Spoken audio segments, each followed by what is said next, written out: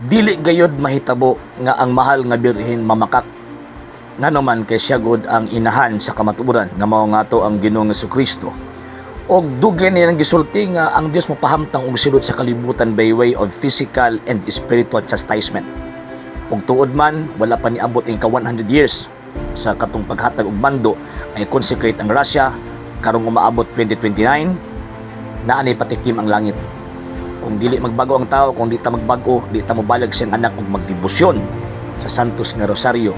Usab ang mahitabo, dili mahitabo tong gimando sa langit Santo Papa nga i-consecrate ang Russia sa iyong Immaculate Heart.